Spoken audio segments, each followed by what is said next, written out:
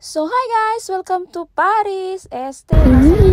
Hi guys, we are here in Boulevard. Bitbit daw kami. Let's go! Handa na ba kayo? Tara! And nandito tayo ngayon sa USA. So ayan, goodbye 23 na tayo. Mga ilang oras na lang guys at matatapos na ang taong 2023 at haharapin na natin ang taong 2024 with a grateful heart. And here they go, tumakbo kami guys kasi may pa-fireworks dito sa Boulevard World. So sobrang saya namin guys, ayan. May pa-fireworks dito guys, so wala pang alas 12 guys. May pa-fireworks na sila, diba? Ang ganda.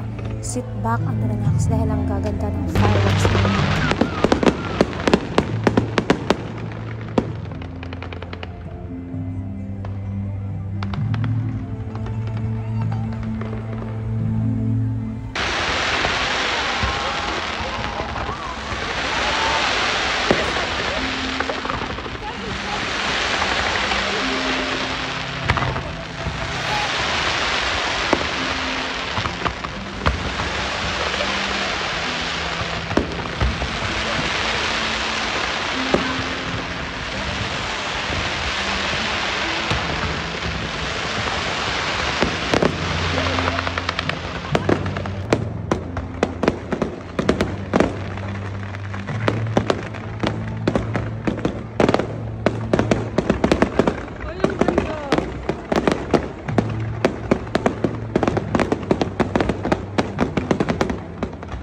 So pagkatapos ng fireworks guys ay naglakad-lakad. Kami guys, ano tayo, nasa Changi.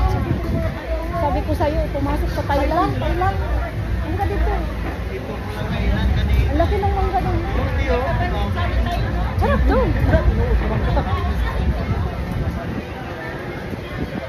Wala dito, pagkainan to.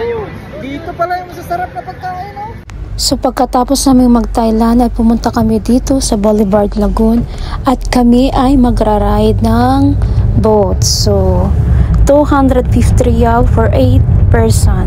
So ayan guys, we are so excited to ride kasi nga makikita namin ang buong Boulevard World. Ikot-ikot kami dyan ng mga ilang minuto para mag-relax. So ayan na nga guys, may captain kami. Andyan po tayo sasakay. So, syempre, paunahin natin sila kasi kailangan natin mag-vlog. So, paunahin natin silang pasasakayin dyan sa boat na yan. That right after ay, syempre, panghuli tayo para naman ma-witness natin yung pagsakay nila, diba? Actually, guys, this is my mga ilang balik ko na dito sa Boulevard World. Pero iba pa rin yung feeling kasi nga kasama ko yung asawa ko. So, last year, andito din kami and as you can see, the Egypt guys, wala yan siya dati last year.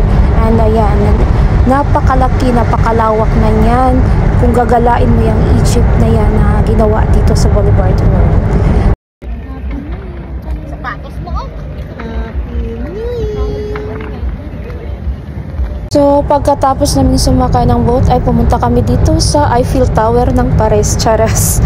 O, diba? Saan ka pa? Naikot na namin ang mundo dito. Kaya nga tinatawag na world, diba? Boulevard World. So, actually, hindi namin naikot lahat kasi nga, konti lang ang time ayan. At may atinan pa kaming party na magsasalubong sa 2024. So, yan lang guys. Ayun, sobrang nag-enjoy naman ako kahit sa konting oras na ginugol namin sa paggagala na ito. So, we are so thankful sa aming mga employer dahil pinayagan kami. Happy New Year everyone!